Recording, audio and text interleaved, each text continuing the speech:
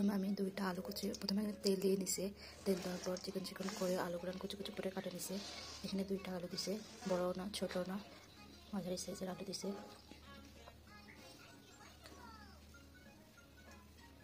এরপর আমি 1 কাপের বেশি আর কি কুচি করে পেঁয়াজ কুচি করে দিয়েছি।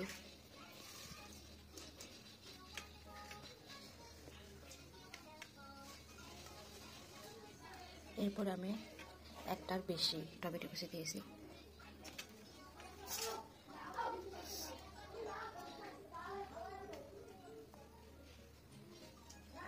এরপর এখানে আমি পরিমাণ মতো লবণ, লাল মরিচের গুঁড়া, হলুদের গুঁড়া দিয়ে দিলাম।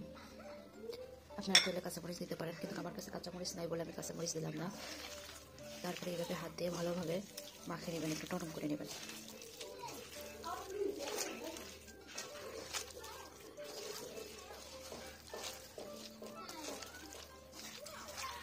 অনেকেই বলেন ছোট মাছ রান্না করলে তিতা লাগে, এইভাবে একদিন রান্না করে দেখিয়ে তিতা লাগবে না।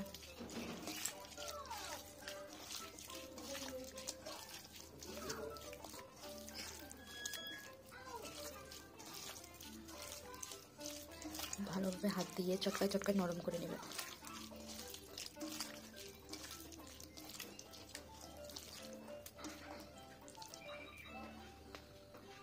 পরে আমি এখানে পরিমাণ মতো পানি দিয়ে দেব।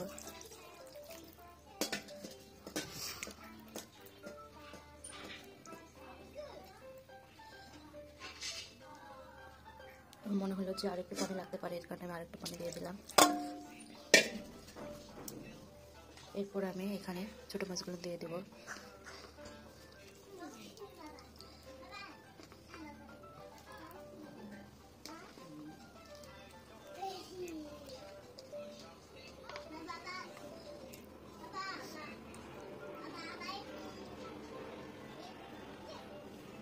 এরপর আমি ধনিয়া পাতা কুচি দিয়ে দেব।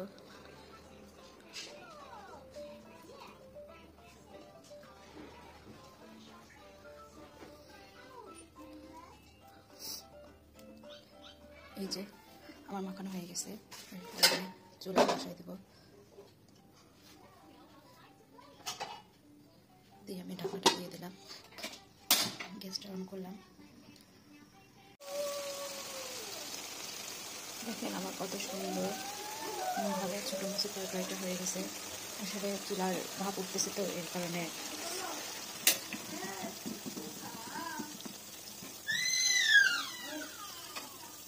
দেখেন গ্যাসটা আমি বন্ধ করে দিছি। কালারটা কত সুন্দর হয়েছে, উপরে তেলগুলো ভাসে ভাসে উঠছে। আপনারা চাইলে আরেকটু ঝোলটা শুকাইতে পারেন, কিন্তু আমি ভাজি সহ খাবো তো, এর কারণে একটু নরম নরম রাখছে যাতে করে খাইতে ভালো লাগে। দেখেন আমার ছোটো মাছের তরকারি এভাবে একটু রান্না করে দেখিয়ে খুব মজা লাগবে।